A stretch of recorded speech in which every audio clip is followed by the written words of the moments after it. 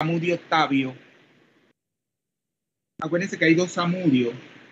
Samudio Octavio, él sí aparece desde, pero usted no aparece todavía. Usted es Luis, ¿verdad? Sí, profe, sí. Sí, usted no aparece todavía. No, no es usted. ¿Alguien más? ¿Alguien más que haya, que estaba pendiente por la inclusión?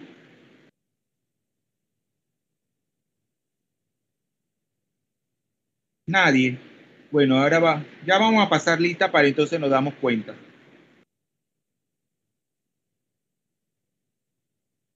Bueno, voy a hacerlo mejor con esta y así para ir más rápido.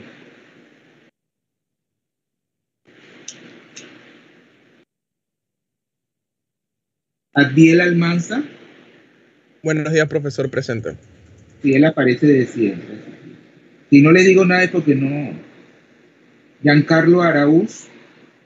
Presente. Bien.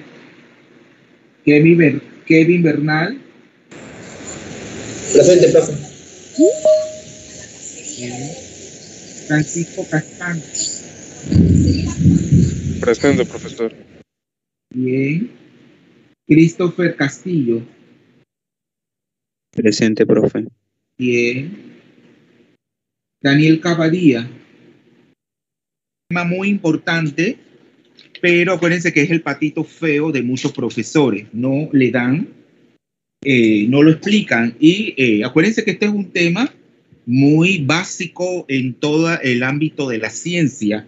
Inclusive en estos días atrás, eran en los tiempos bien crudos de pandemia, una persona que lo entrevistaron, él dijo que la mecánica cuántica tenía que enseñarse desde la primaria. Imagínense, desde la primaria. Porque en esa rama de la física, acuérdense que la física está en todas partes, todo está sometido a las leyes de la física. Entonces, pero claro, en el caso de nosotros los químicos, la materia a nivel atómico molecular no tiene cabida lo que es la física clásica, esa física newtoniana, ¿se acuerdan? Eso no tiene cabida. Tiene cabida es la mecánica cuántica. Y ya tenemos, acuérdense que yo creo que todavía sigue siendo la canciller de Alemania, Angela Merkel, es química cuántica. A veces dicen que es física, no, ella es química cuántica. Angela Merkel. ¿La han escuchado? La canciller alemana. Ella es formada en la química cuántica. Y hay otro caso también, no sé qué rama de la química, pero ahí la Margaret Thatcher, la inglesa, que fue la que puso orden en el Reino Unido y era química también. No sé, porque eso fue tiempos atrás, no sé si se acuerdan. En historia, la Margaret Thatcher, la dama de hierro. Entonces, la química cuántica, acuérdense que nosotros, como químicos, todas las químicas, las ramas de la química están sujetas, tenemos a lo que es la química cuántica, porque acuérdense que independientemente que sea química orgánica, química analítica, química física, bioquímica, todo el comportamiento de la materia está sujeta a esas leyes de la física. Claro, que cuáles son las materias que son como las más que se van a explicar el fenómeno a mayor profundidad, es la química física, donde ahí dan ya el desarrollo físico-matemático, porque la misma materia lo dice, química física o físico-química. Ya entonces en el último curso, claro, acuérdense que toda la química es muy extensa, entonces en el último curso es que ustedes van a estudiar, tenemos la química cuántica. Luego también eso antes, cuando se daban cuatro cursos en la carrera de química, cuando se daban 4 cursos de física en la carrera de química, los 2 últimos cursos de física, el material, el contenido era mecánica cuántica. Entonces ahí habían 3 cursos que se daba esa rama de la química que es importante, o sea, esa física pues aplicada a la química. Pero a esas 2 físicas se le han eliminado y el único curso que le va a tratar eso a profundidad tenemos con el tratamiento físico-matemático es esa química física. La última que van a dar en su curso sería la 3. la química física 3. Y nosotros, yo creo, bueno, el único profesor de química inorgánica soy yo el que lo da. Eso está dentro del programa, pero yo soy el que por compromiso lo doy, ¿verdad? Pero muchos profesores no lo hacen. Entonces, por eso que a veces se les es difícil que ustedes entiendan algunos conceptos.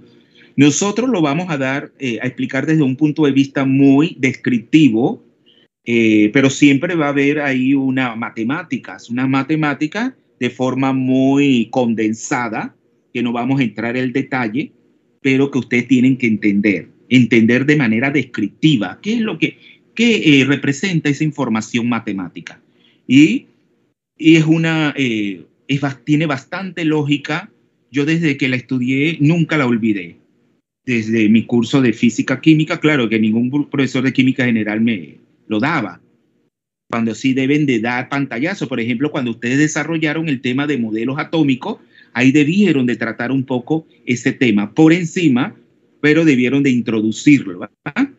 Entonces también el tema de los números cuánticos, también muchos profesores que es tema de la secundaria no lo dan. Porque si ustedes saben que el modelo atómico es el modelo mecánico cuántico, ¿ah? Y ahí mismo lo dice la estructura de la tabla periódica, que el número del grupo nos indica el nivel de energía, o sea, el número cuántico principal en que se encuentran esos electrones de valencia, esos últimos electrones. Entonces, claro, es mecánica cuántica, pero ¿de dónde sale la N? Eso lo vamos a ver ahora. Y luego entonces tenemos el periodo que en sí es N, que es el nivel de energía en el cual se encuentran esos electrones de valencia. Pero además de eso, ustedes se van a encontrar que no es tan sencillo, porque en la química y en la física nada es sencillo. Se van a encontrar, ¿ustedes me están escuchando, jóvenes? Sí, profe. Sí, profesor. Sí, profe. Estamos compartiendo pantalla, ¿verdad? Yo me he quedado... No, se ve su página de Teams. Bueno, sí, porque estoy compartiendo pantalla. Eso es lo que me refería. Ahora sí, ¿verdad? Sí, ya Ahora puso la bien, presentación. sí, por eso que le decía, porque yo me quedé hablando. Entonces, claro, ¿qué le estaba diciendo? Se me fue la onda. ¿Y qué estaba diciéndole?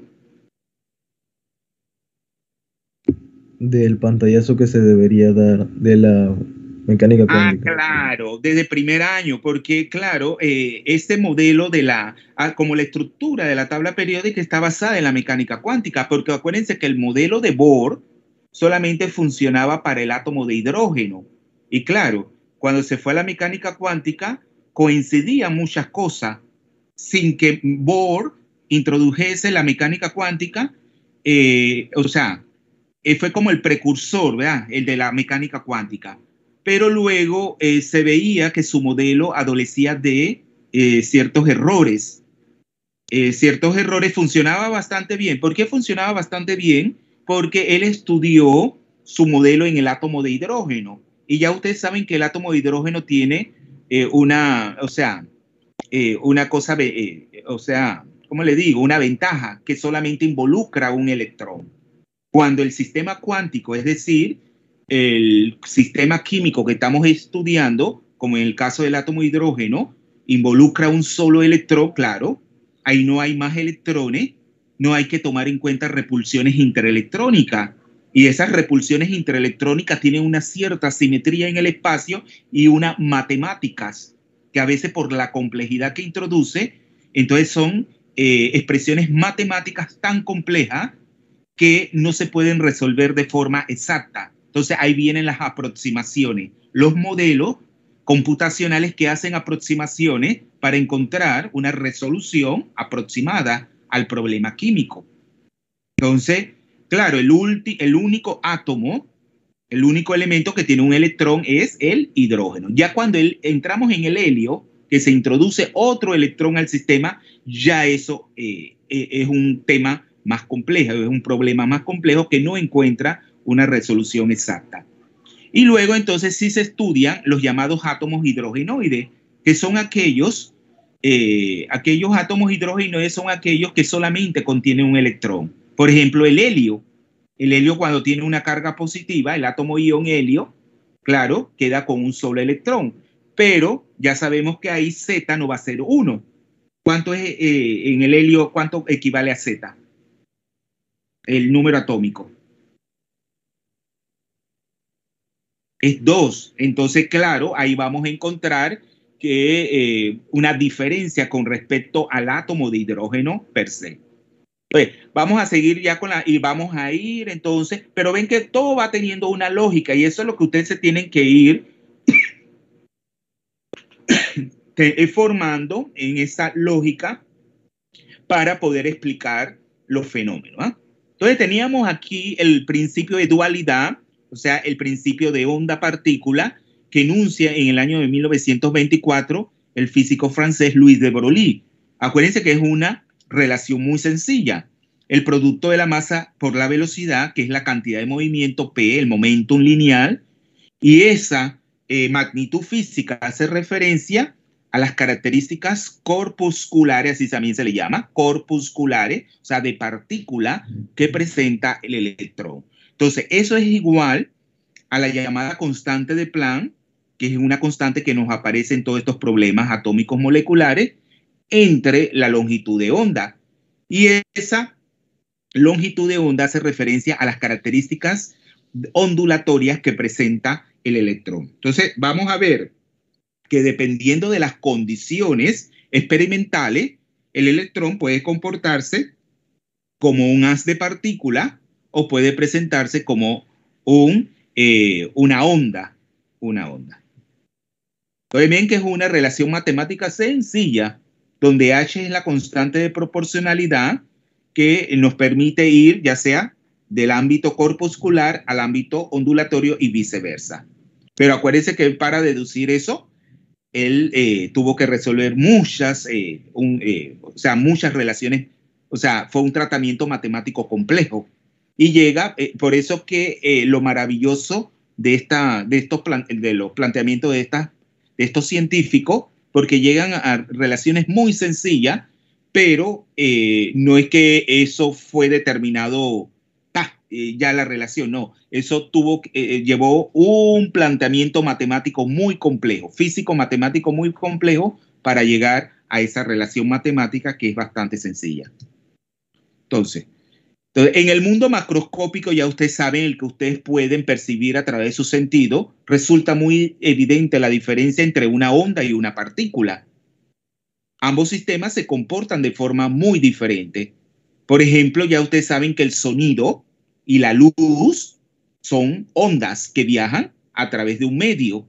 Ya ustedes saben que son ondas.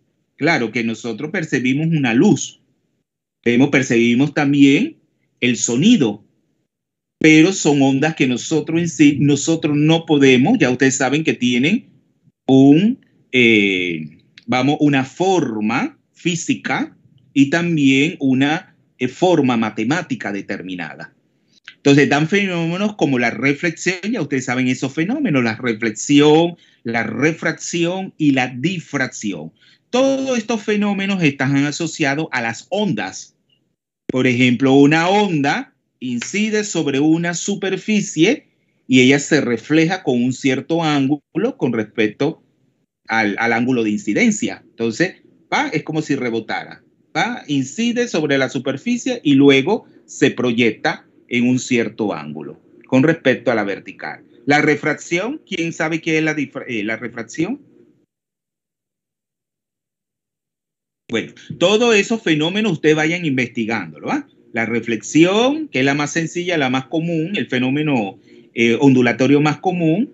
Luego tenemos la refracción y luego la difracción, ¿verdad? Que muchos métodos de análisis tratan este tema de la difracción. Acuérdense que cuando ustedes hacen un análisis químico, está involucrada la luz. La muestra absorbe una luz. Entonces se pueden dar estos fenómenos. Entonces en química analítica, ustedes son temas que tratan, ¿verdad? La difracción sobre todo. Pero en los dominios de la mecánica cuántica, las cosas se complican considerablemente. Así los electrones, que ya ustedes saben que son las partículas, tenemos más importante en cuanto a la química, al enlace químico, a cómo reaccionan las sustancias a través de los electrones pueden reflejarse. Miren, ellos pueden, a pesar de que es una partícula, ellos pueden reflejarse, refractarse y difractarse. Es decir, que pueden comportarse como ondas. En cambio, cuando un haz de luz, ¿verdad?, en determinadas circunstancias puede comportarse como un haz de partículas, fotones, con una cantidad de movimiento bien definida. Por ejemplo, a ustedes, no sé si han escuchado lo que es el efecto fotoeléctrico, ¿vemos?, y el efecto Compton. Todos esos fenómenos fueron estudiados a principios del siglo XX y tuvieron, o sea, se les dio una solución mecánico-cuántica.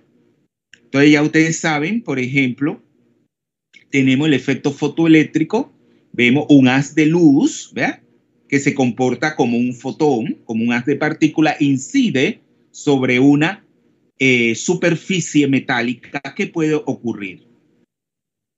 Esa superficie metálica, ¿qué representa? Porque ahí luego vamos a ver que la energía está cuantizada. Ya se acuerdan que la energía está cuantizada en paquetes pequeños de energía llamada cuanto. ¿Se acuerda? La expresión matemática de Max Planck, del físico alemán, de Max Planck, que la energía es igual a H por nu. ¿Se acuerda? O H por C entre lambda. Porque ya ustedes saben que el producto de nu por la longitud de onda es igual a C. C es la velocidad de la radiación electromagnética en el vacío. Por lo tanto, ustedes pueden decir que nu, o sea, la frecuencia es igual a C entre lambda. Por lo tanto, la energía puede ser igual, ya sea a H, ahí también H es una constante de proporcionalidad, H por nu, que es la frecuencia, o puede ser igualmente que la energía es igual a H por C entre lambda, donde C entre lambda es lo que es igual a nu, que ha sido despejada de la relación del producto de nu, que es la frecuencia, por lambda, que es la longitud de onda, que es igual a C, que es la velocidad de la radiación electromagnética en el vacío y que es una constante. ¿Y a qué es igual? A 3,0 por 10 a la 8 metros por segundo. Entonces han entendido esta parte. Pero claro, nosotros nos vamos a encontrar luego que se puede haber una transferencia de energía de ese haz de partícula, de ese fotón, a la superficie metálica. Porque en la superficie metálica, ¿qué nosotros vamos a encontrar? Zamudio. Luis Zamudio. No, Luis Zamudio no, el joven, que es el que me aparece, yo sé que él es, para ver, sí, él se llama Octavio, ¿eh? Octavio es el que me aparece en la imagen de, ustedes también lo pueden ver. Octavio. Dígame, profesor. Sí. ¿Qué contiene esa superficie metálica? Se refiere a cuando el fotón choca con la superficie metálica. Sí, ¿qué va a provocar ese fotón que va a provocar que, por ejemplo, la superficie metálica también contiene átomos y esos átomos también tienen electrones. El fotón como tiene... ¿Pero ¿cómo? el metal está cargado eléctricamente? No. El metal es neutro, ¿ah? Desde el punto de vista eléctrico. Al momento de que, por ejemplo, el fotón tiene energía y al momento en que choca contra esa pared metálica, esa energía pasa, por así decirlo, a los electrones de los átomos que forman la pared metálica y pasan esa energía a esos electrones y esos electrones se excitan.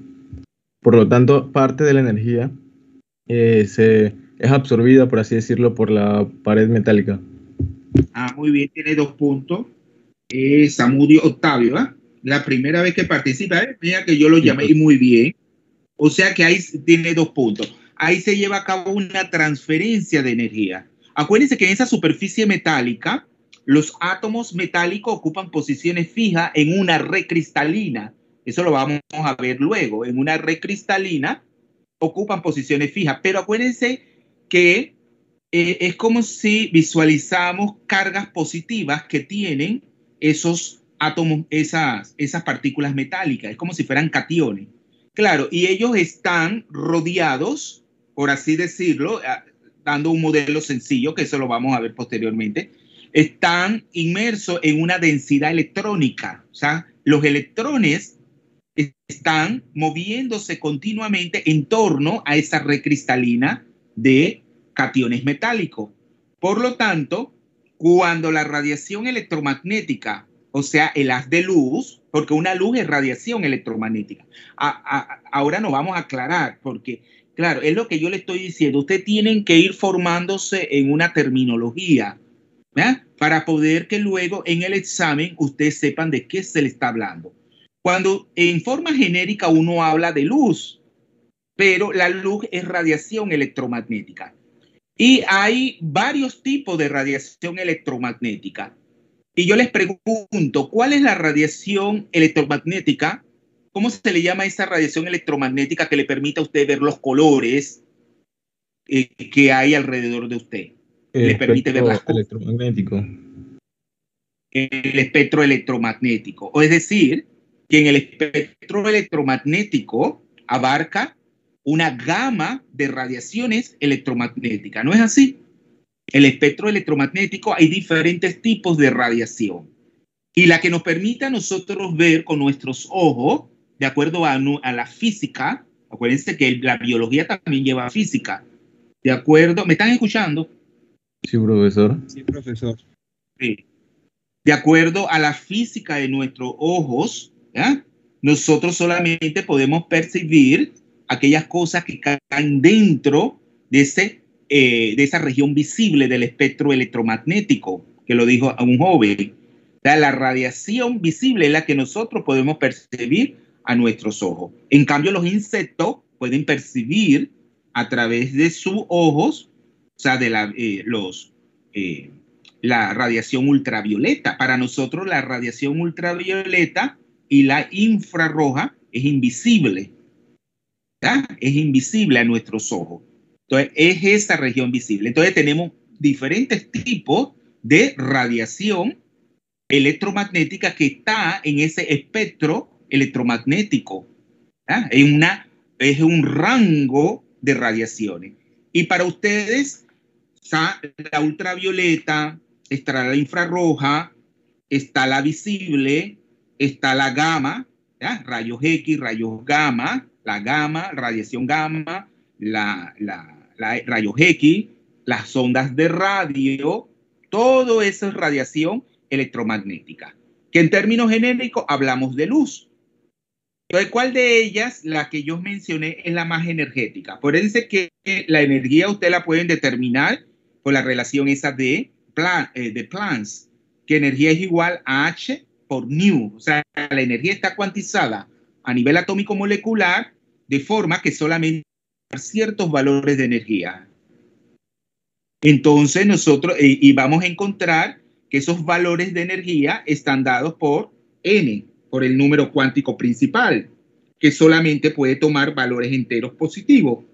O sea, que a nivel atómico molecular no hay un continuo de energía como en la mecánica, a nivel macroscópico, que por ejemplo con un automóvil puede tomar, o una bola puede tomar un continuo de valores de energía. Eso no puede ocurrir a nivel atómico molecular. La energía, o sea, el sistema químico solamente puede tener ciertos valores discretos de energía. Entonces, acuérdense que ya esa expresión de Planck es la que ustedes van a utilizar para determinar la energía. ¿Sí? De manera, pero hay otra forma, como vamos a ver posteriormente, pero que es igual a esa relación matemática y que lo vamos a ver. Por ejemplo, cuando obtenemos un espectro electromagnético, que el electrón pasa, ya sea de emisión o absorción, donde el electrón pasa de un nivel de energía inferior a uno superior, o sea, a través de una excitación, ¿ya?, electrónica absorbiendo energía, y luego lo mismo cuando pasa de un nivel superior a un nivel inferior. ¿Ya? O sea, cuando es absorción es que pasa de un nivel inferior a un nivel superior Y cuando es de emisión, es que pasa de un nivel superior a un nivel inferior.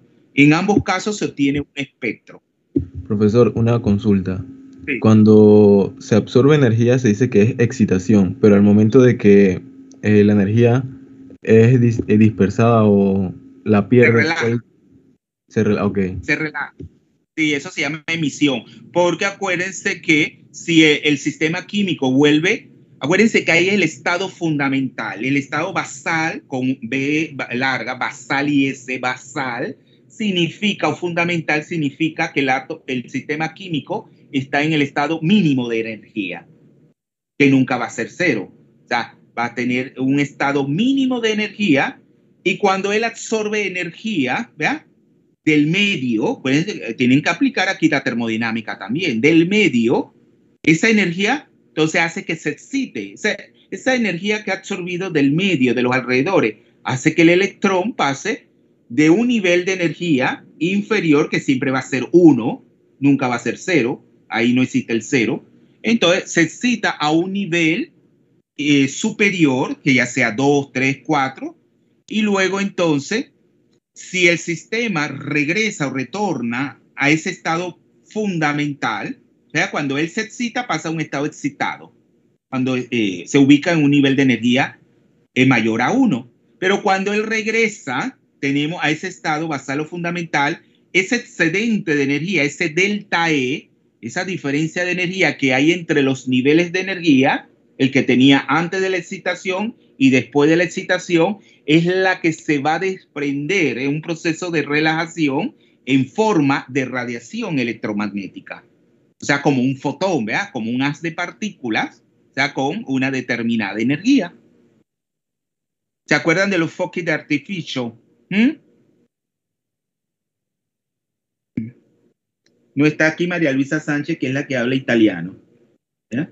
María Luisa Sánchez me hubiera dicho, ¿qué son los fuegos de artificio? Fuegos artificiales. ¿Quién habló? ¿Quién habla italiano? Un poquito, Octavio Zamudio. Antonio Zamudio. Sí, el fuochi de artificio. Octavio, muy bien, va bene. Los fuegos de artificio son los fuegos artificiales. ¿Y en qué se basan los fuegos artificiales? En esto de la excitación. En esto de la excitación, acuérdense que siempre en un fuego artificial, no sé de los que son del interior, porque nosotros sí, en las fiestas patronales, tiran, ¿verdad? Tiran fuegos artificiales. Pero cuando ustedes ven un fuego artificial físicamente, ¿de qué consta?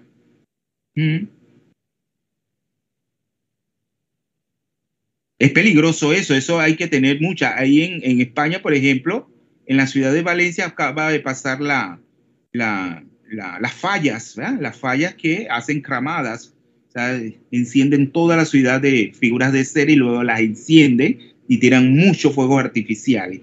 Entonces, la cremada, ¿verdad? En catalán, en valenciano, la cremada, ¿verdad? Son quemadas, ¿verdad?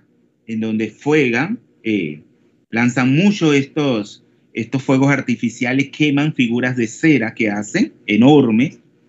Entonces, un fuego artificial, yo creo, yo nunca he visto uno así, pero de las imágenes que veo por televisión, es una varilla, ¿verdad? Es una varilla y esa varilla está unida a un cartucho. Dice que nosotros decimos cartucho a las bolsas. ¿Y cómo se burlan de nosotros los europeos? Porque para ellos cartucho no es eso. Ustedes no usan el término cartucho cuando dicen una bolsa. Ay, dame un cartucho que voy para el súper. El cartucho nosotros, pero para ellos cartucho no es eso.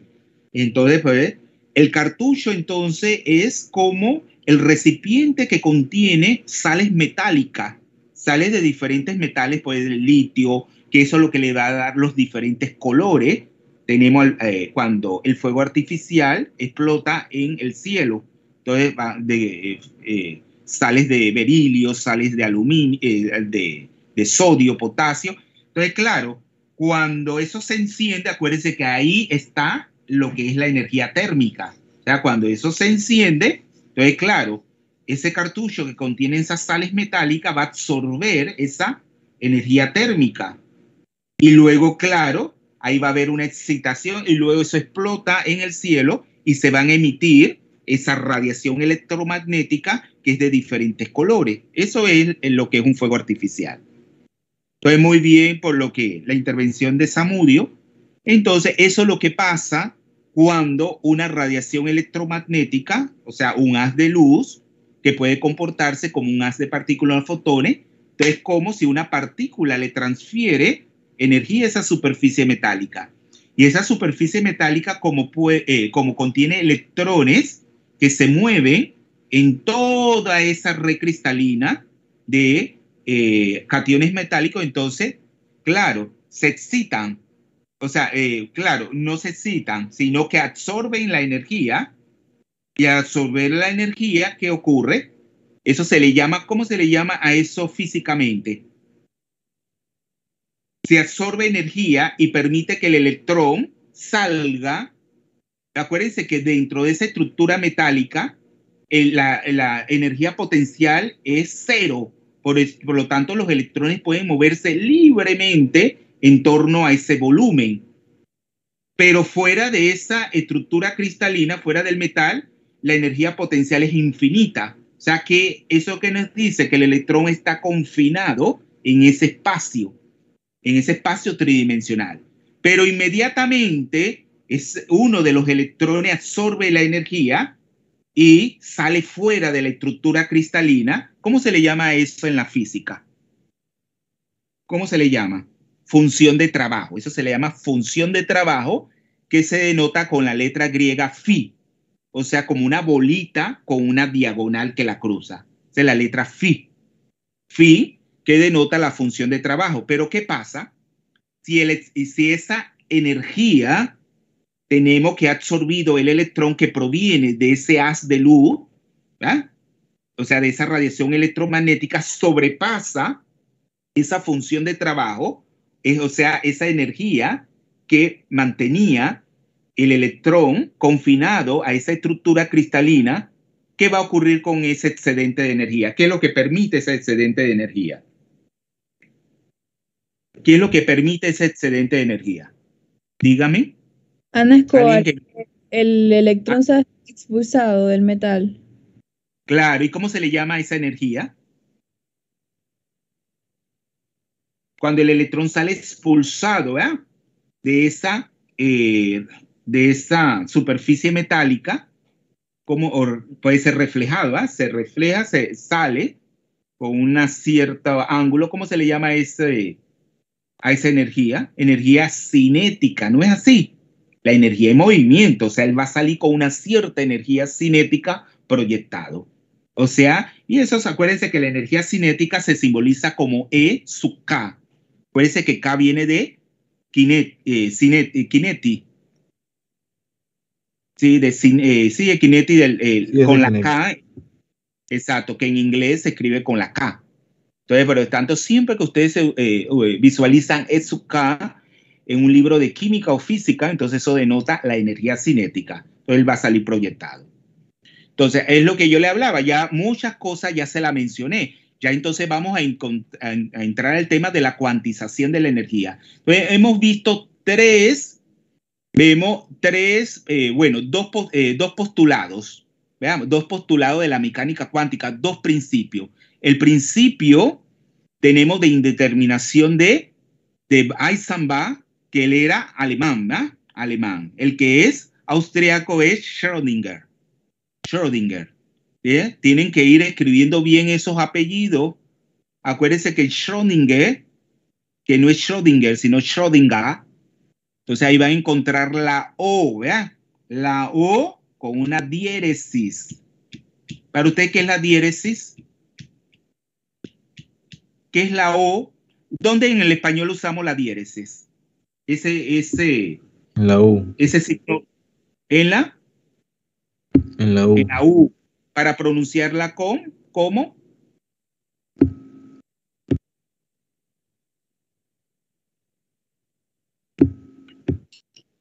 Es para saber que se pronuncia como una sílaba separada. Una sílaba separada. Por ejemplo, en paraguas, ¿verdad? Paraguas. ¿Qué más otra? Cigüeña. Entonces, para tener ese sonido, entonces ponemos la diéresis, ¿ya? Entonces, la diéresis, entonces nos permite en el español que ciertas palabras, entonces, tengan un sonido característico debido a esa diéresis. Lo mismo ocurre en el alemán. En el alemán, cuando yo tengo la O y tiene las dos puntitos, entonces es como si yo digo O, pero con la boca más cerrada. Entonces eso es como si fuera una E. Entonces yo digo entonces como si fuera a decir O, pero en realidad es una E. Y igual ocurre con la U. En el alemán la U también puede llevar diéresis. Entonces yo voy a decir U, pero diciendo en realidad I. Por ejemplo, cuando digo puerta en alemán, ¿verdad? O sea que se escribe T, U con la diéresis R, entonces en realidad yo digo Tür, ¿verdad? Tür, como tía, el parentesco, pero eso es puerta. Se escribe Tur con la diéresis, pero en realidad se pronuncia como Tür. Entonces, eso es el sonido ese especial que existe. Eso se le llama Umlaut. En el alemán, la diéresis se le llama Umlaut. Entonces, para que lo sepan, eso es cultura. Acuérdense que ustedes tienen que formarse de manera integral. Aquí el profesor de química no es química, no. Somos personas, estamos en un centro de enseñanza superior donde la cultura tiene que imperar. El profesor que no es culto podrá saber mucho de su materia, pero si no es culto, ya ahí estamos en problemas. Y por eso que tenemos tantos problemas. Entonces, a nivel atómico molecular, la energía está cuantizada, ya se lo habíamos dicho. Es decir, la energía solamente puede tomar valores bien determinados y precisos. O sea que la energía está cuantizada en paquetes discretos de energía llamados, ¿cómo se le llama a esos paquetes discretos de energía? Ya lo decía Max Planck. ¿Cómo se le llama a eso? Profe, son cuántos, ¿no? Sí. Ay, a mí se me olvidó ponerle los 2 puntos a esta, a Ana Escobar. No, Ana Escobar. La que habló en antes, ¿quién fue? Profe, Ana Escobar. Sí, Ana Escobar, sí. Se parece a la hija de Roquelina. Yo cuando la veo a usted, igualita a Katia. Ana Escobar. Ana era la secretaria del profesor Aponte. Ana Escobar. Sí. La secretaria no, esa es Aldais. ¿Quién es Aldais? No, yo la que habló en antes que el electrón salía, ¿verdad? Proyectado. Sí. Ana Escobar. ¿Quién era? Ana, esa. Pero yo le estoy diciendo que usted se parece físicamente a... Ella trabaja en la vicerrectoría académica. A una... Igualita a Katia. A Katia Barba. Bueno, espero que esté linda. Usted es blanquita, ¿verdad? Con el cabello así igualita es Katia. Sí, ella es muy bonita, no se preocupe. Entonces, mire, vamos entonces a ver. Nosotros, las moléculas, acuérdense que las moléculas, además de los movimientos, o sea, acuérdense que la molécula puede tener diferentes movimientos. ¿Cuáles son esos movimientos que puede tener una molécula? Para explicarle este tema que viene y que nosotros lo vamos a retomar el segundo semestre cuando apliquemos, por ejemplo, la simetría, la teoría de grupo, para ver qué vibraciones son activas en el infrarrojo y cuáles son activas en el Raman. Son 2 tipos de espectroscopía distintas. La espectroscopía Raman y la espectroscopía infrarroja, que ya ustedes la estudiaron en química orgánica. ¿Ya dieron la espectroscopía infrarroja en química orgánica? ¿Jóvenes? Sí, profesor. Sí. ¿Usted cuántas química orgánica llevan? ¿2 o 3? 2. Dos. Estamos No, dando la segunda. no, usted están dando la tercera hora. No, No, la la se- segunda. Estamos dando la segunda. No, entonces usted todavía no han dado mucho eso.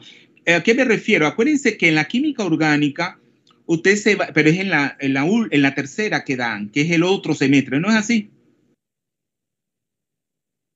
El otro semestre es que yo estoy perdido con eso del plan de estudio. Tendría que revisarlo. Sí nos Usted- mencionaron las espectroscopías y ahorita mismo creo que estamos dando la espectroscopía de masas. Ah, Sí claro. nos mencionaron la de luz ultravioleta, ultravioleta, sí. ¿Quién Pero le está no, dando la química orgánica? ¿Quién le está dando? José Félix. Ah, es mi amigo mío, sí, José Félix. Él es doctor, el profesor Félix, sí, sí. Es muy tranquilo, sí. Ah, bien, tiene un buen profesor, sí. Mire, entonces, esto de las espectroscopías, como la espectroscopía de masa, la espectroscopía infrarroja, todo en la química orgánica le va a permitir identificar las moléculas. Porque acuérdense que ustedes pueden tener en química orgánica diferentes tipos de isomería.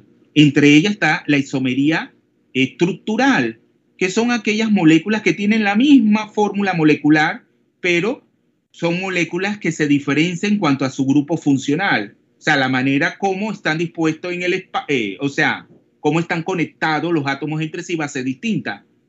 Entonces, por ejemplo, le puede decir una molécula que tenga fórmula molecular que contiene oxígeno, pero ese oxígeno puede estar en qué forma, para ver si ya eso lo han dado. ¿En qué forma puede estar ese oxígeno en una molécula orgánica? ¿En qué forma? En forma de diferentes grupos funcionales. ¿Cuáles son los grupos funcionales que contienen oxígeno?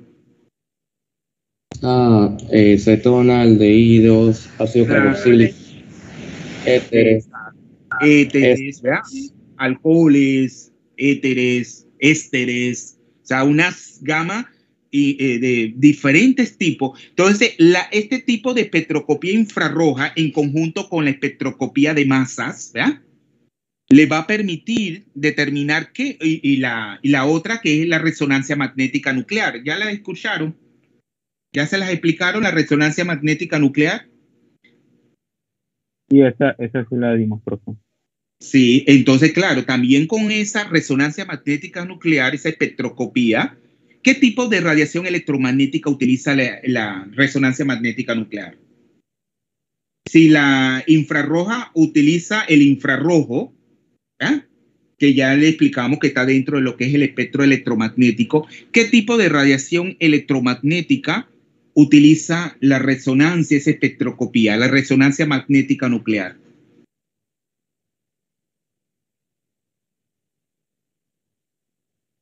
Bien, lo que yo les digo, a veces en las materias ustedes dan las temas, pero si no le explican el fundamento, ustedes se pierden. Ustedes se pierden, las cosas la están usando como de una manera que la usan, pero no saben el fundamento de la técnica. En la resonancia magnética nuclear, con respecto a esto de la cuantización de la energía, nosotros lo vamos a ver con respecto a la mecánica cuántica, la RMN, pero en términos de mecánica cuántica, y luego también vamos a estudiar los espectros de moléculas inorgánicas. Entonces, ¿cómo está cuantizada la energía a nivel nuclear? ¿Qué es lo que se observa con los núcleos? ¿Qué tienen? Espines nucleares. O sea, ahí vamos a ver el spin nuclear. O sea, el núcleo tiene un determinado spin, ¿eh? Un determinados valores. Entonces, al absorber energía, o sea, radiación electromagnética, que en este caso serían las ondas de radio. En la RMN, la radiación electromagnética involucrada es las ondas de radio, que es una radiación electromagnética muy, o sea, poco energética. O sea, la que hace posible que escuchemos la radio, las ondas de radio. Entonces, es una radiación electromagnética muy poco energética. Pero es lo que permite cuando el núcleo de determinado átomo, o sea, del protón, del carbono, lo absorbe, se excite de un spin nuclear de menor energía a un spin nuclear de mayor energía. Y luego, claro, eso es lo que da posible la señal. La señal. Entonces, además del movimiento, nosotros tenemos que las moléculas pueden tener diferentes tipos de movimiento. Un movimiento de traslación, que es la molécula como un todo en el espacio. Tenemos los movimientos vibracionales y también los movimientos rotacionales. Entonces, a nivel atómico molecular, los átomos, o sea, los átomos involucrados en los enlaces en las moléculas pueden vibrar, o sea, moverse con un determinado movimiento que puede ser de elongación, forma de tijera, flexiones, ¿sí? Cuando ustedes hacen ejercicios con sus brazos y sus piernas, asimismo los enlaces en las moléculas pueden vibrar. Y hay un sinnúmero, eso lo vamos a estudiar el otro semestre, un sinnúmero de movimientos vibratorios.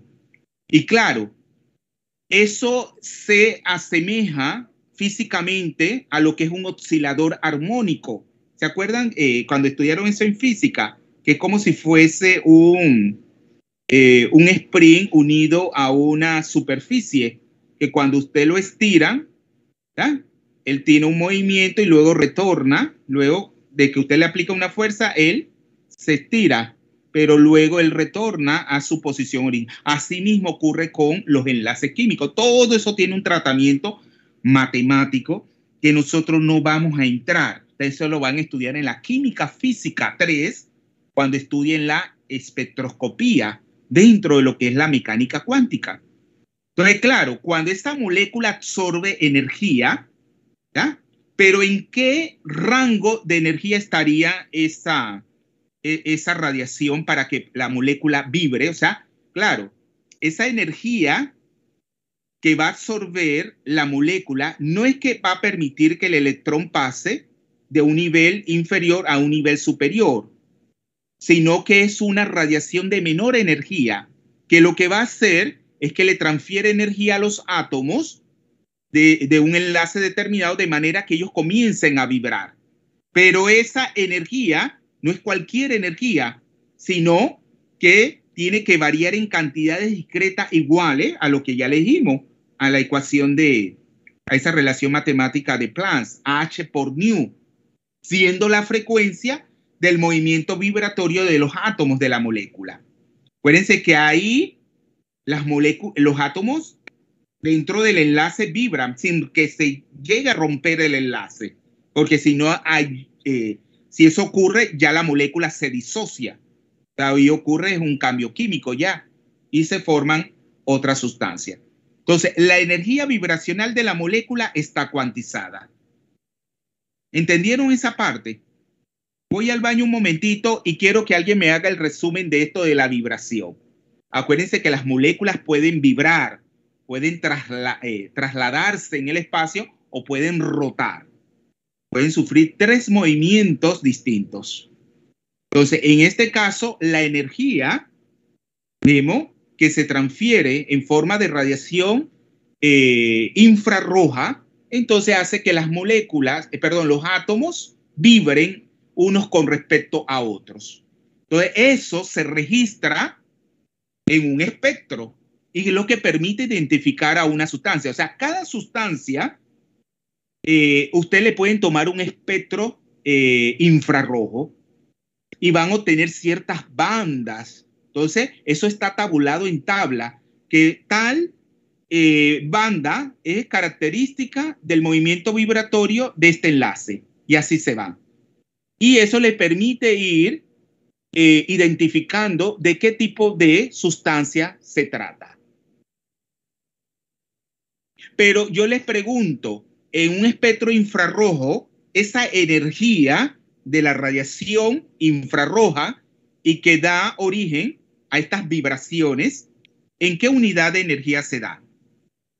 Porque acuérdense que en espectroscopía yo voy a darle energía de una forma muy característica.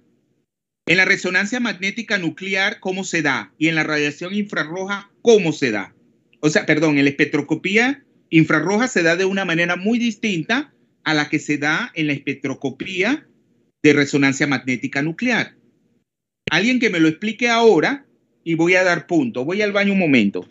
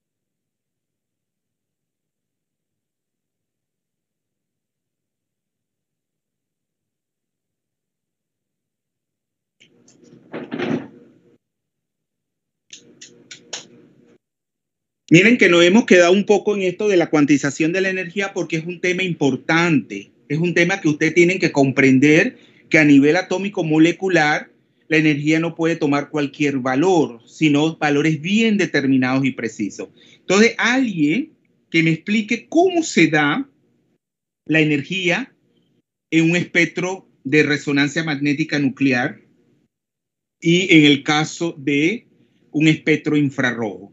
¿Alguien? Profesor, buenos días, Marcos. Marcos Castro. Ajá, sí. Y es que ya me aprendí su nombre, dígame. Ajá, sí, bueno, en el caso del infrarrojo, la unidad que se utiliza es el micrón o el micrómetro, pero se usa comúnmente es el número de onda. Muy bien. Ese número de onda que es igual, ¿y cómo se simboliza? Ajá, el número de onda se simboliza con una letra similar a la V. La nu, ¿ya? Es como la frecuencia. La nu, como una V con un rabito, ¿va? Exacto, sí. ¿Qué se le pone encima de esa nu? A esa nu. Se le coloca, si no me equivoco, es el inverso de la longitud de onda. Exacto. O sea, no, se le coloca una rayita, ¿verdad? Una rayita horizontal. Significa que es una magnitud vectorial, si no me equivoco. No se confunda. Ya no siga porque si no va a destrozar lo que dije.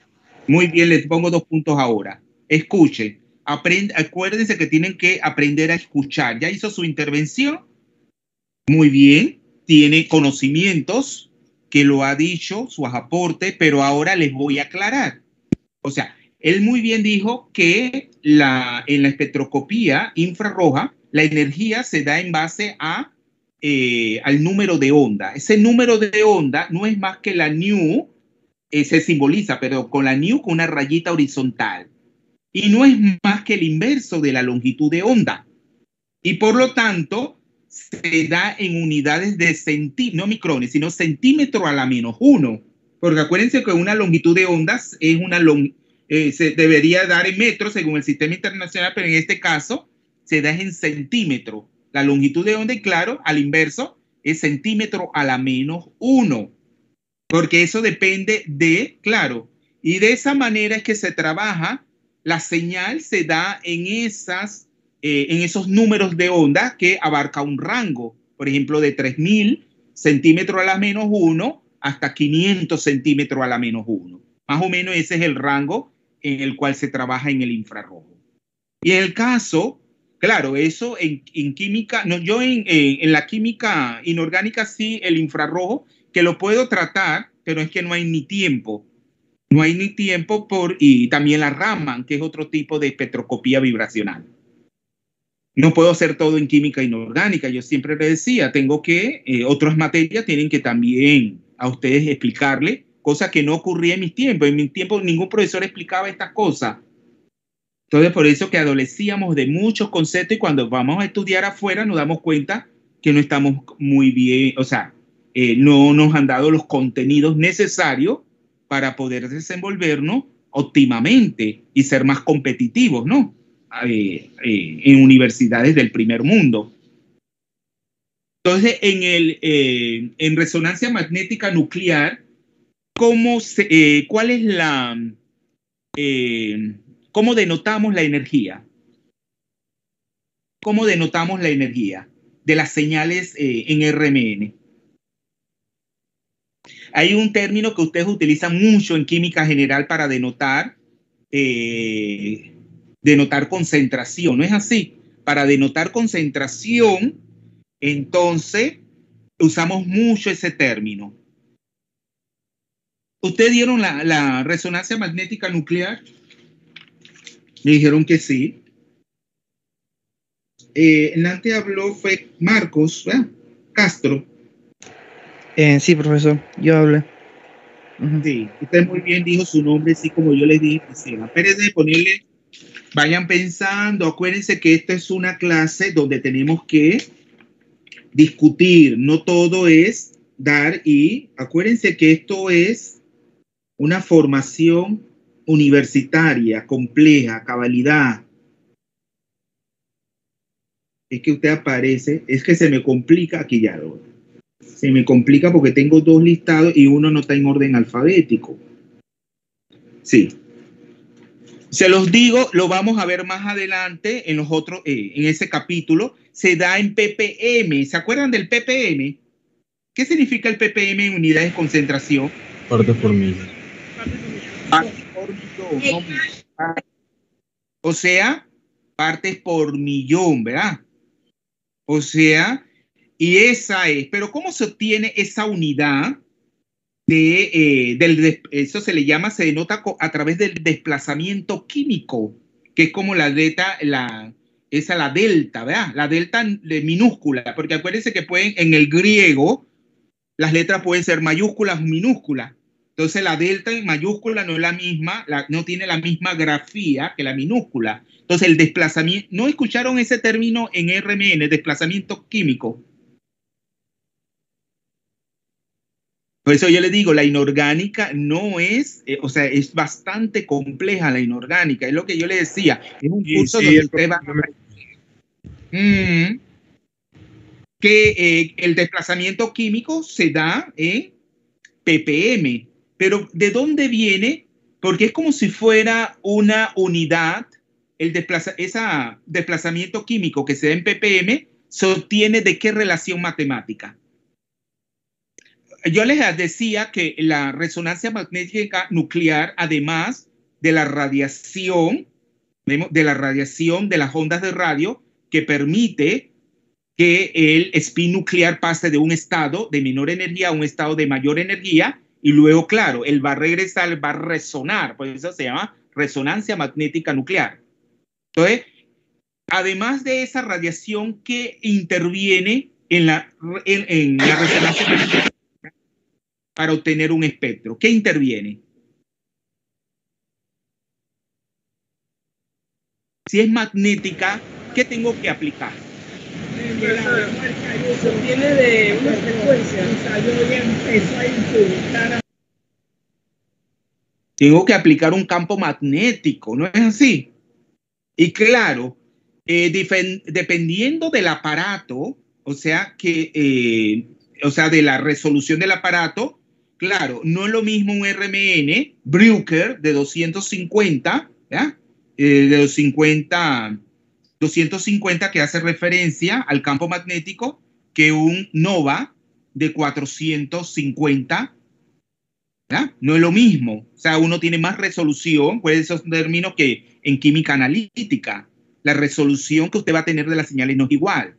Entonces, para que, claro, esas señales sean constantes, ¿eh? Que siempre aparezcan al mismo valor de desplazamiento químico sin importar, vemos, el campo magnético externo que se está aplicando. Entonces, siempre vamos a utilizar lo que es una sustancia de referencia. Entonces, las señales siempre es con respecto a una, vemos, a una sustancia de referencia, y esa relación matemática que la vamos a estudiar en su momento es la que da origen a ese desplazamiento químico y a esa unidad que se llama ppm porque está en ese rango de 10 a la menos 6. O sea, el ppm, o sea, el inverso del millón, de 1,0 por 10 a la 6. Entonces, no se preocupen, eso no se va a evaluar en este parcial, pero es para que ya vayamos integrando contenidos que vengan después. Entonces, otro hecho en la que se pone de manifiesto la cuantización de la energía a nivel atómico molecular es cuando una radiación electromagnética, o sea, una onda, interacciona con un sistema material, que ya lo veíamos con respecto a lo que es una superficie metálica. Entonces, la radiación puede ceder parte de su energía al sistema material, el cual se excita y gana energía interna. ¿No? Que ahí nosotros decíamos que es lo que le va a permitir al electrón salir disparado con una cierta energía cinética, si se excede la energía que lo mantenía unido a esa superficie metálica. Pero en el caso de los fuegos artificiales, ¿qué decíamos? Es otro ejemplo que dijimos, que claro, el electrón dentro de esa sal va a estar en un estado de menor energía. Cuando él absorbe esa sal, radiación térmica, entonces hace que el electrón pase a un nivel superior. Es otra forma de ceder esa energía en forma cuantizada. Entonces, una radiación de frecuencia solo puede intercambiar energía con un sistema en cantidades que sean múltiplos enteros de h-nu, igual que ocurre en el caso de las vibraciones. ¿Se acuerdan que en las vibraciones decíamos en cantidades discretas iguales? Puede aumentar o disminuir en cantidades discretas iguales a h-nu, en múltiplos enteros, ¿verdad? De esa cantidad, que es h por nu. Esta misma cantidad de energía h-nu que es capaz de intercambiar la radiación se denomina fotón, que es como un haz de partícula. Esa es físicamente podemos visualizarlo así. Cuanto mayor sea la frecuencia de la radiación, mayor será la energía de su fotón, porque acuérdense que es igual a h por nu. Hay una proporcionalidad directa de energía con respecto a la frecuencia. Y si fuese la longitud de onda, entonces sería lo inverso. Mientras mayor sea la longitud de onda, ¿cómo será la energía del fotón? Menor, porque su frecuencia va a ser menor.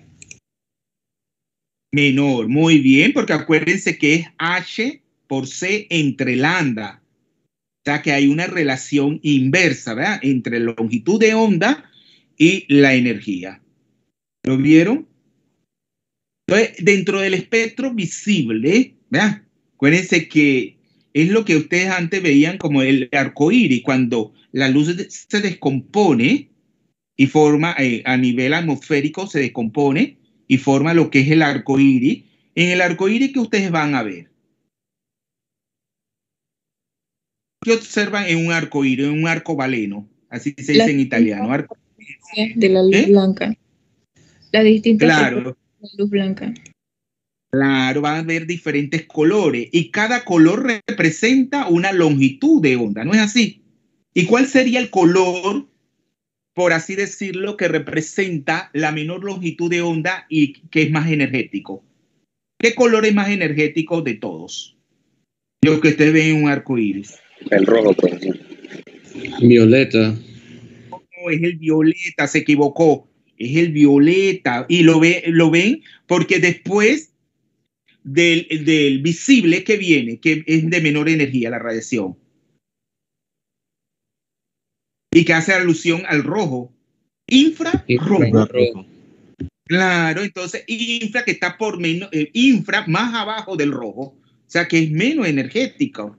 Entonces el rojo del visible, o sea, más o menos si el espectro electromagnético de 900 creo a 450 nanómetros abarca, el rojo ¿cuál representaría?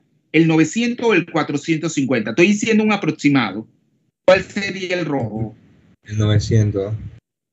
El 900, muy bien. ¿No? Porque sería, ya acuérdense que tienen que estructurarse física, matemáticamente y químicamente hablando también. Pero ese es el error que ustedes cometen, que ustedes creen que la química es química, no tiene ni física ni matemática. Porque esa es la manera que también los profesores le enseñan a desprenderse de todo. No, ustedes tienen que integrar. Y en la medida de que todos los profesores caminemos hacia lo mismo, ustedes serán mejores profesionales. Pero no, el de matemáticas solamente da matemática. Yo no sé qué tienen, que si mencionan otra, le va a pasar. Le tienen miedo a las palabras, no sé. Entonces, claro, es el infrarrojo. Entonces viene después del rojo, infrarrojo. Entonces el rojo es el de mayor longitud de onda. ¿Y cuál sería el color más energético? El que tenga menor longitud de onda. ¿Y cuál es ese? El violeta. Entonces hay la palabra ultravioleta, que es la radiación que es más energética. Tenemos que va a estar a menores longitudes de onda que el violeta. Fíjense que los colores representan una longitud de onda en el espectro electromagnético. Muy bien.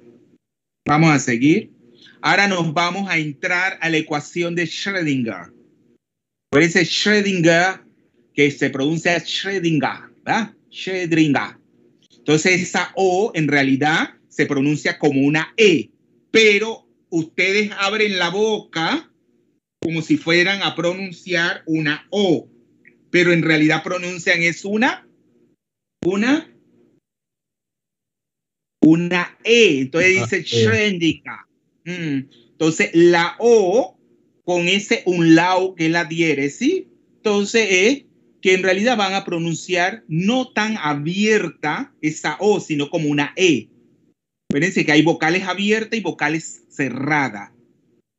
Pero en el español nosotros no distinguimos mucho eso, pero inclusive en las lenguas romances, las lenguas de procedencia latín como el catalán, el francés, el italiano sí no tiene eso tampoco, pero en catalán, por ejemplo, están las vocales ubertas, que son las abiertas, y las tancadas, que son las cerradas.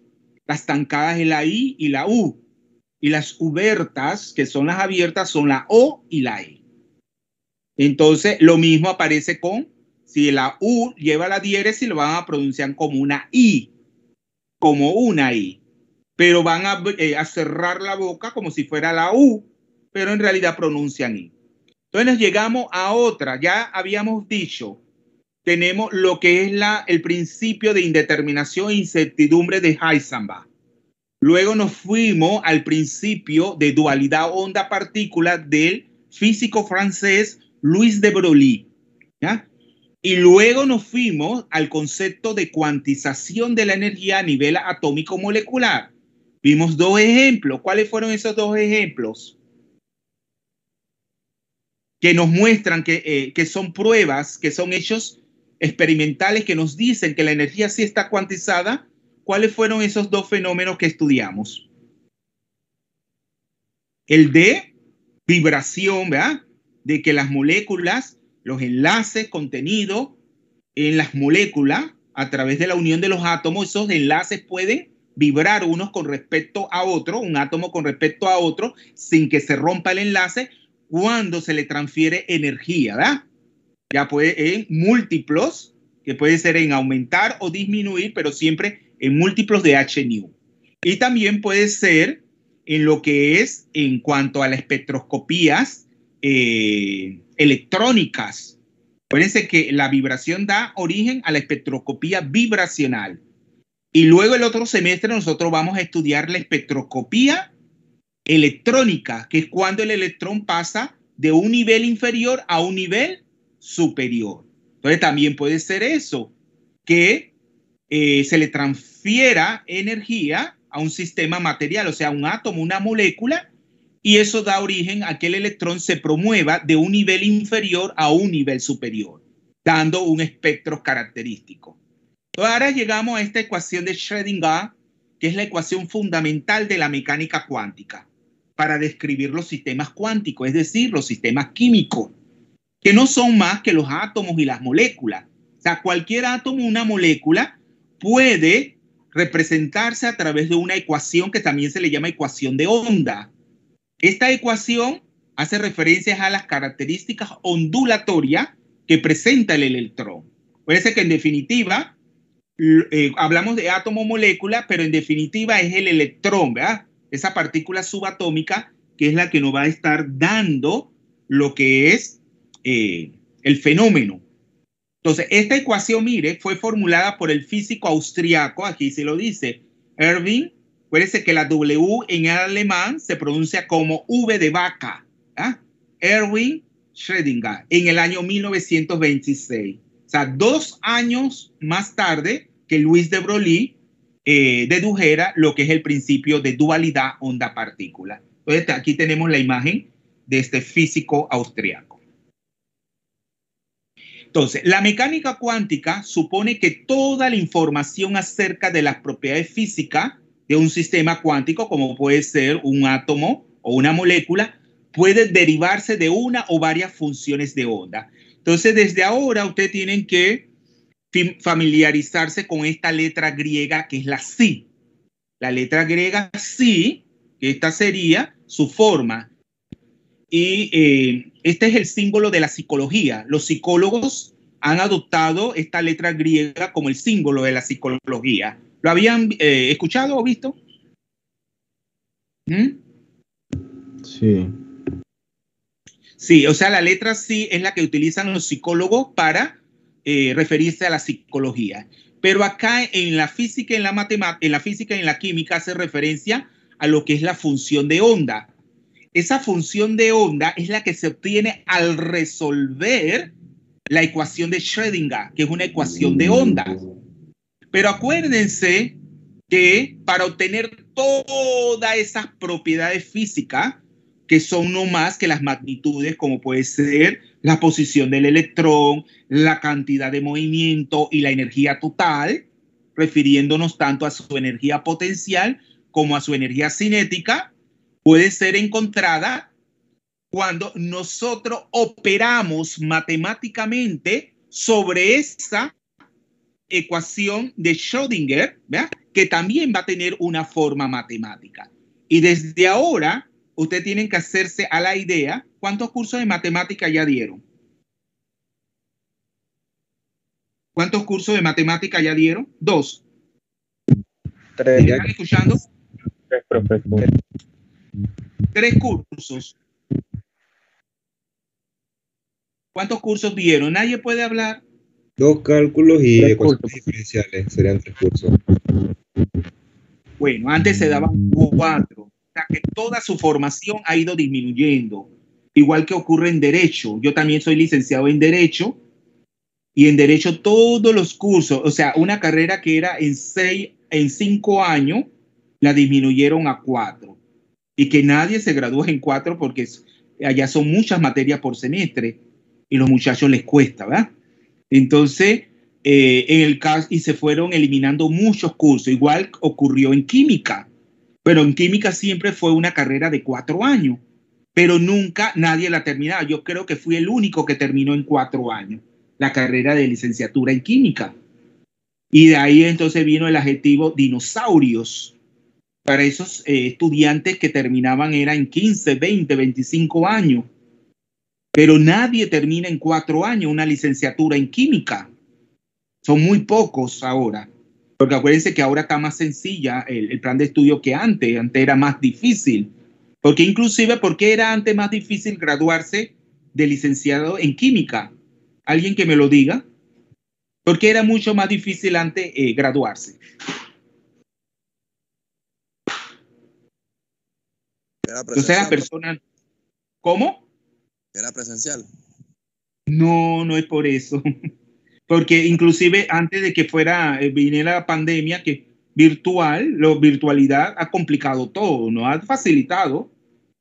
Ustedes lo ven porque quieren tomarle a veces el tiempo a los profesores. Los profesores eso lo dijeron en la misma reunión, que le faltaban el respeto, que no, yo no sé qué, tantas cosas dijeron y que muchos no están y que están trabajando y no están presentes. Todo eso lo dijeron en la reunión. Pero ustedes me dicen que ustedes no tuvieron representantes en esa reunión, la junta que hizo la escuela. Ahí lo dijeron que muchos estudiantes ponían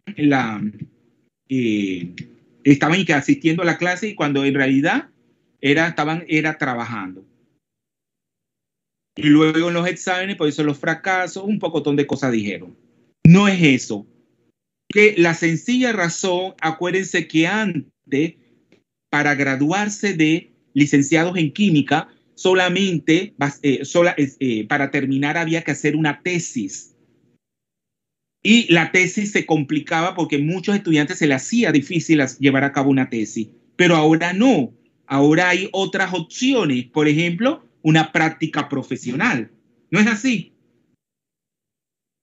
Ahora, desde hace años, ya es una práctica profesional. Incluso materias de maestría también existe. También existe lo que es en Derecho, por ejemplo, también existe llevar como una especie de, ¿cómo se llama? No es diplomado. O sea, dan como unos cursos y luego entregan una monografía. O sea, todo se ha venido facilitando. Porque, claro, había una mora en la universidad de que los estudiantes no se graduaban. No se graduaban porque la tesis no es tan sencillo. Entonces, claro, cuando ustedes se van a estudiar una y no han hecho tesis, se van a ver en problema. porque tienen que haber hecho una tesis para poder accesar a estudios de maestría. Entonces, por eso es que la gente no se graduaba tan fácilmente, pero ahora no. Ahora ustedes van a hacer una práctica profesional a una empresa, hacen un informe, como una especie de una monografía, y con eso se gradúan. Inclusive a mí me tocó los tiempos más difíciles. ¿Por qué? Porque inclusive antes de mí entregaban solamente el trabajo escrito de tesis y ya, eso lo evaluaba el trabajo escrito una comisión, perdón, un tribunal, o sea, además del asesor, 2 profesores y un tribunal, o sea, evaluaba el trabajo y no. Y adivinen, cuando yo me gradué, hice mi tesis con la profesora húngara, ella ya murió, la profesora Agnès de Bosque, yo hice tesis con ella. Entonces, ¿qué pasó? A partir de ahí, abrió las sustentaciones orales. Yo fui el primero que sustenté en la Facultad de Ciencias Naturales, Arte y Tecnología una tesis de licenciatura, que fue el decano de la facultad, que luego fue el rector. A las sustentaciones no van los decanos, por lo general. A veces hasta faltan a mi sustentación sí fue el decano de la facultad, que luego fue rector de la universidad. Y entonces a partir de ahí se abrieron las sustentaciones orales. Todo a mí me tocó lo más difícil siempre. A partir de ahí entonces, claro, las tesis tenían que... Y luego, después ya de un tiempo, porque era tanta la mora, estudiantes que terminaban materia y que luego le faltaba eso, la tesis. La tesis. Y claro, le facilitaron la universidad. Bueno, dijo, bueno, vamos a darle otras opciones para ir, que los estudiantes vayan terminando, porque eso es lo que se quiere al final, que ustedes salgan como licenciados a un campo laboral y no se queden en el camino, porque si no hacen una tesis y no tienen el título, nunca podrán decir que son licenciados. Hice estudios de licenciatura, ¿no es así? Entonces, claro, acuérdense que acuérdense sobre esa función de onda. Entonces yo voy, pero miren, tanto el operador matemático, que es el que yo voy a utilizar para encontrar cada una de esas propiedades físicas, que son, que pueden ser la posición, la cantidad de movimiento, la energía, va a tener una forma matemática. Pero también la misma función de onda, que denoto como la letra griega psi, también tiene una forma matemática. Y ahí es donde habíamos quedado, que para eso ustedes tienen que haber dado el curso de matemática donde traten el tema de las ecuaciones diferenciales, porque matemáticamente esa ecuación de Schrödinger tiene una forma de una ecuación diferencial de segundo orden. Entonces, claro, esa ecuación diferencial de segundo orden es que la función, yo tengo la segunda diferencial de la función de onda con respecto a cada una de las coordenadas. Acuérdense que el átomo tiene forma tridimensional. Entonces yo voy a encontrar la segunda derivada o la segunda diferencial de la función de onda con respecto a la coordenada X, con respecto a la coordenada Y y con respecto a la coordenada Z. Y el mismo operador también va a tener una forma. Y eso es lo que ustedes van a hacer en el curso de química física. Aquí no lo van a hacer. Solamente yo le estoy diciendo que esa es la forma matemática de la ecuación de Schrödinger. O sea que, diciéndolo en términos sencillos, ahí tenemos la ecuación 4.3. Esa es una forma resumida de representar la ecuación de Schrödinger, que es una ecuación, pero ahí no lo estoy viendo, que yo digo H. ¿Saben qué la H representa? La H, que lo vamos a ver inmediatamente, pero quiero saber si alguien en matemática vio ese operador matemático. ¿Qué es la H? Un operador. Es un operador diferencial de segundo orden. Claro, un operador de energía diferencial de segundo orden, porque ahora vamos a ver la forma matemática. Pero yo no le voy a preguntar eso en el examen. Le puedo preguntar cosas como, pero la matemática sí que me digan no. pero ustedes sí tienen que ir, es lo que yo les digo. Se lo voy a decir, pero en realidad nosotros nos vamos a quedar con vamos a decir, con las conclusiones, con los hechos que nos ayuden a entender a cabalidad la química inorgánica, que no es una disciplina fácil, yo se lo he dicho. Su naturaleza es compleja, más que otras químicas. Pero nosotros no, porque ustedes mismos me van a juzgar, ¿verdad? Me van a juzgar y ustedes son duros juzgando. Me van a decir, ese profesor convirtió el curso de química inorgánica en un curso de química general, porque yo lo he escuchado.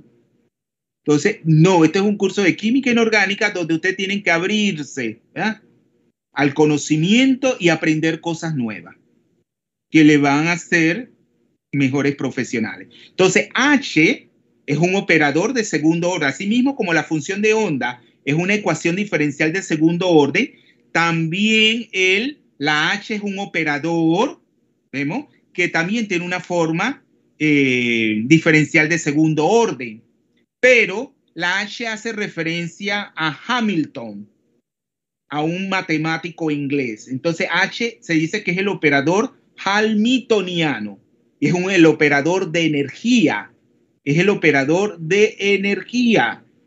O sea que cuando yo tengo que el operador hamiltoniano de energía, ese es el nombre que recibe ese operador en específico, Hamilton, porque por sus trabajos sobre esto. Entonces opera sobre la función de onda, que ya sabemos que tiene una forma diferencial de segundo orden, que obtenemos un valor de energía, o sea, esa propiedad física, la E, que denota energía, y nuevamente se repite la función de onda. ¿Lo ven? Y eso lo van a comprobar en sus cálculos físico-químicos. Cuando estudien esto en la química física de cuarto año, en el último año de su carrera, van a encontrarse que cuando resuelvan todo esto, aplicando su cálculo diferencial integral, van a ver que cuando ese operador opera sobre la función de onda, van a obtener el valor de la energía y nuevamente van a encontrar la función de onda. Eso es una constante en esto. Alguien que me diga si han entendido. Acuérdense, claro, esto es algo que también lo abreviamos porque decimos que es para un sistema estacionario, es decir, que no evolucione con el tiempo, porque también podemos tomar en cuenta los principios relativistas de Einstein, ¿verdad?, de Einstein, y se complica la cuestión. Entonces, claro, dentro de un sistema estacionario que no evolucione con el tiempo. Entonces, ¿qué han entendido de esta diapositiva? Alguien que me lo verbalice.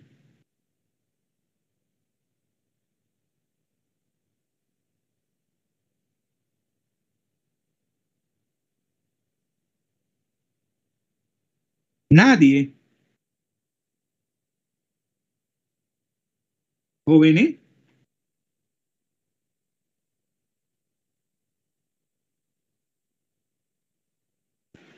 La ecuación de Schrödinger. ¿Podría repetir? Es que no estoy escuchando muy bien por la tormenta. Samudio. Sí, profe, sí. Sí. Acuérdense que ahora estamos estudiando lo que es la ecuación de Schrödinger, que es una ecuación de ondas. Se hace referencia a las propiedades ondulatorias del electrón. Acuérdense que ese electrón puede tener una posición con respecto a cada una de las coordenadas, ya sea con respecto a la coordenada X, con respecto a la coordenada Y, con respecto a la coordenada Z. Puede tener una cantidad de movimiento expresada como el producto de la masa por su velocidad, puede tener una cantidad determinada de energía, tanto de energía potencial como de energía cinética. Entonces, ¿cómo yo encuentro todas esas propiedades que presenta el electrón? Claro, operando matemáticamente sobre esa función de onda que tiene una forma ¿de qué tipo? ¿De qué tipo tiene esa función de onda? Una ecuación diferencial de segundo orden.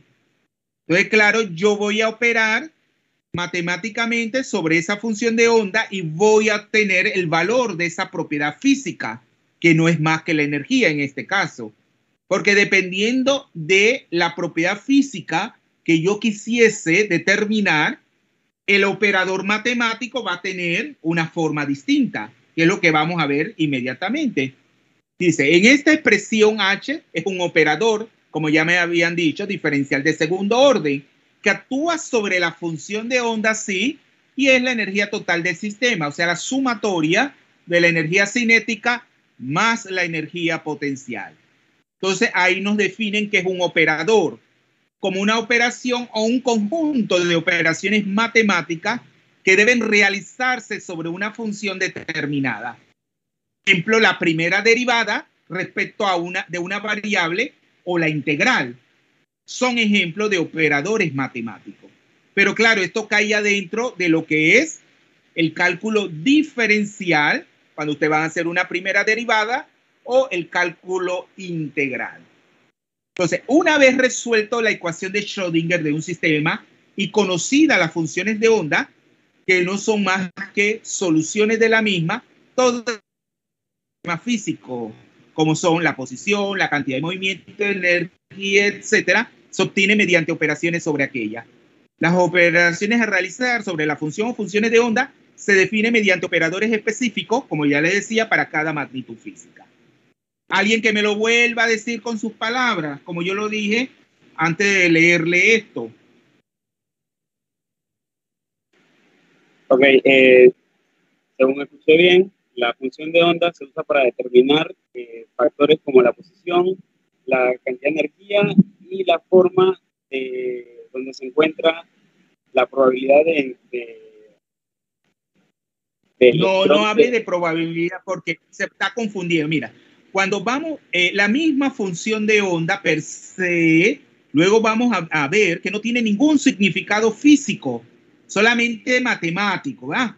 O sea, esa función de onda tiene una forma matemática, pero físicamente no tiene ningún significado, sino es el cuadrado, ¿verdad? El cuadrado de la función de onda, que es lo que nos dice, tiene la forma de una función de distribución de probabilidad, de encontrar el electrón en ese espacio tridimensional, en una diferencial del volumen.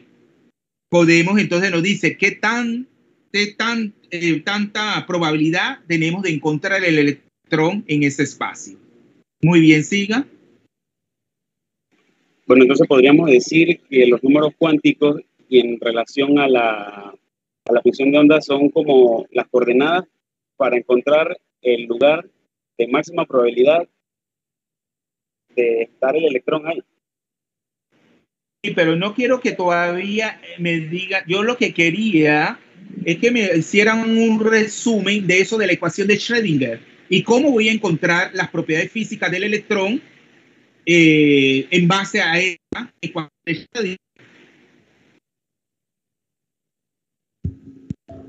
Según entendí, utilizando la ecuación de Schrödinger, podemos determinar, por así decirlo, las diferentes propiedades físicas desde el punto de vista mecánico cuántico, que serían la localización y la energía. Entonces, para poder determinarlas, necesitamos utilizar diferentes operadores diferenciales para buscar no diferenciales. Los diferentes operadores, o sea, necesitamos un operador. No todo aquí, no puede ser una integral o una diferencial, ¿ah? Ok. O, sí, exacto. Sería que necesitamos un operador para determinar cada propiedad. Es decir, no podemos utilizar el mismo operador para determinar dos propiedades diferentes. Pero se sigue utilizando la ecuación de Schrödinger. Claro, es la ecuación de Schrödinger, porque ahí está contenida toda la información, ¿verdad? Toda la información del electrón, ¿verdad? Va a estar contenido en esa ecuación de Schrödinger. Es como si fuera una caja en negro, y que yo operando sobre esa función de onda, claro, yo voy a encontrar cada una de esas propiedades físicas. Y que finalmente cuando yo resuelvo, por ejemplo, un sistema químico, el más sencillo y que da solución exacta, el átomo de hidrógeno, yo voy a encontrar una función de onda. Acuérdense que dentro de la ecuación de Schrödinger yo encuentro una función de onda, que es la letra griega psi, que va a tener una forma de una ecuación diferencial de segundo orden. Pero luego al resolverla encuentro una función de onda, que es lo que nosotros luego le vamos a llamar un orbital atómico. El orbital atómico es una función de onda. Y luego, claro, yo, ¿cómo consigo también obtener algo tan importante como es la energía? Operando sobre esa función de onda en la llamada ecuación de Schrödinger. Y voy a tener entonces las diferentes energías que puede tener el sistema. En este caso, por ejemplo, el átomo de hidrógeno. Vamos a seguir. Ahora mismo, ahora vamos a tratar el tema desde la parte más sencilla, que es suponer que la partícula esté en un espacio unidimensional, o sea, en una sola dimensión. Por ejemplo, a lo largo de la coordenada X. Entonces, la función de onda tendría esta forma, lo que yo simbolicé como H por la psi, que era la función de onda, que igual energía por la función de onda. Ahora yo lo he desglosado a que es igual la H.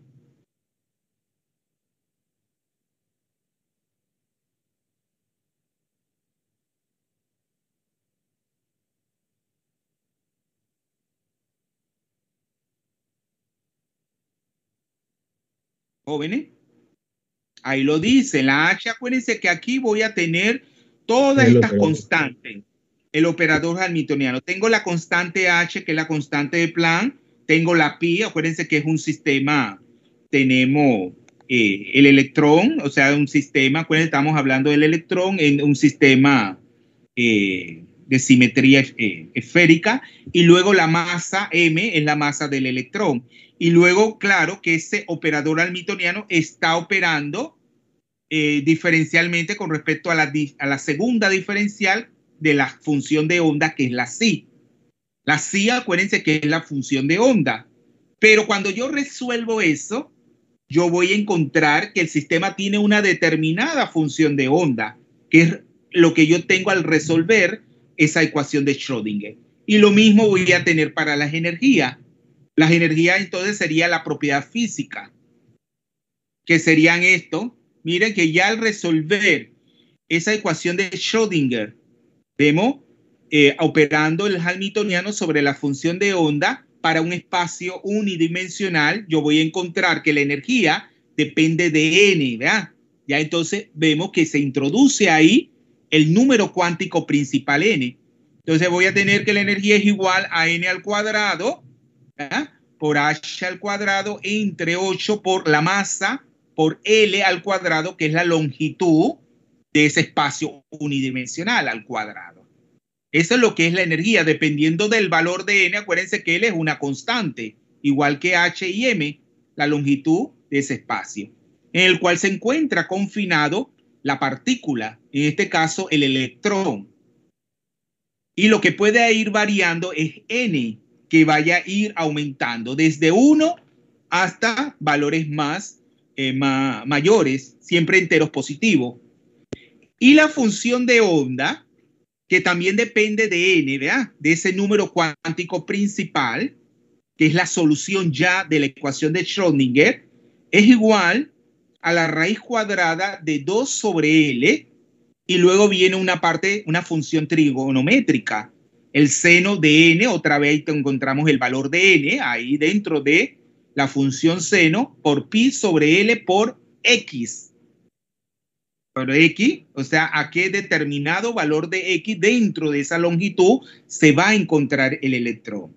Entonces nosotros vamos a tener que esa raíz cuadrada de 2 sobre L no es más que lo que llamamos una constante de normalización y que está asociado pues a lo que yo les dije, a la psi al cuadrado, o sea, a la probabilidad de encontrar el electrón en un espacio determinado. Entonces, esa es la constante de normalización que se obtiene en esa función de distribución de probabilidades. Claro, aquí es bien importante tener en cuenta que en las dos expresiones anteriores aparece el n. Aparece, ahí está mal, dice la aparene, es aparece. Aparece n, que es el número cuántico principal, que ya ustedes saben que denota la cantidad de energía del sistema, que es un número que puede tomar cualquier valor entero positivo a partir de 1. Ya sabemos que no puede ser 0. A mayor valor de n, mayor energía tendrá el sistema. Este número cuántico aparece como resultado de la necesidad física de que la función de onda se anule en los extremos de la trayectoria de la partícula, es decir, las llamadas condiciones contorno. O sea que el electrón va a estar confinado entre x igual a 0 y x igual a la longitud de ese espacio unidimensional. En esos dos extremos, la función de onda se hace 0. O sea que eso no quiere decir que el electrón está confinado en ese espacio. Y eso es lo que se llama las condiciones contorno. Pero dentro de ese espacio unidimensional L, el electrón puede moverse y por lo tanto libremente, y eso equivale matemáticamente, que es ahí donde se introduce el número cuántico principal, que es n. O sea, contiene un número entero, o sea, n, de semilongitudes de onda. Entonces ahí tenemos la parte ondulatoria. Y si estamos hablando de semilongitudes de onda, ¿a qué es igual eso?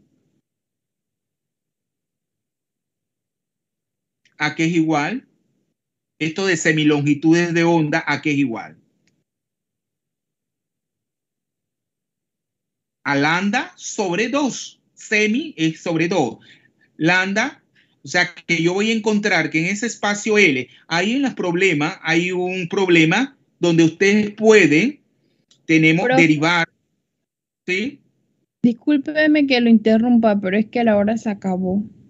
Sí, ya. Vamos a terminar entonces y eso seguimos el día lunes. El día lunes, lean porque esto necesita lectura. Necesita lectura para poder que ustedes entiendan. Entonces, vamos a dejarlo hasta aquí. ¿Alguien que haya llegado tarde? Bueno, Alexandra Hernández. Alexandra Hernández. Alexandra.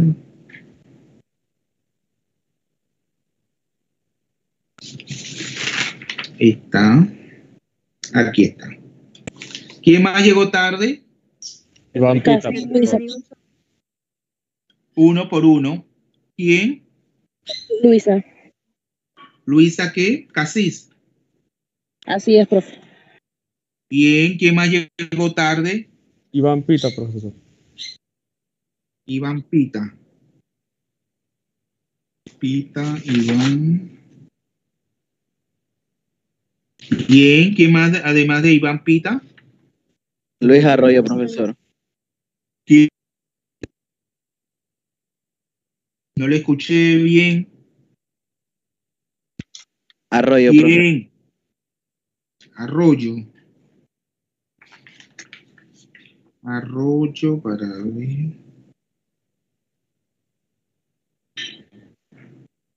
Luis Arroyo. ¿Quién más? ¿Quién más?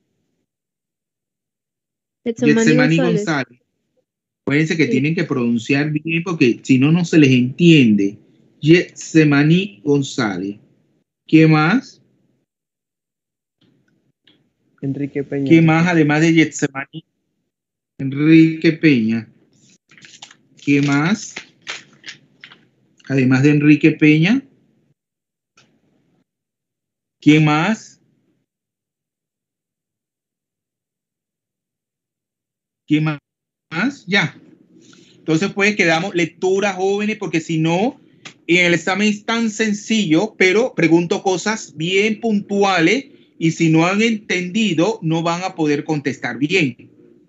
Pero yo no les voy a preguntar ni por esta ecuación de energía, a que es igual, porque inclusive eso lo tienen, sino que se queden con la... Y bueno, esto lo vamos a retomar y yo siempre les voy a decir qué es lo que ustedes tienen, con qué tienen que quedarse. Claro, eso tienen que involucrarse ustedes mismos, porque yo pueda decir 1000 veces lo mismo y si ustedes no quieren aprender, se resisten, nunca lo van a aprender. Así que son ustedes los que tienen que poner de su parte, porque acuérdense que la química no es fácil. La química no es fácil. Entonces, si queremos convertir algo complejo en fácil, estamos en una mentira.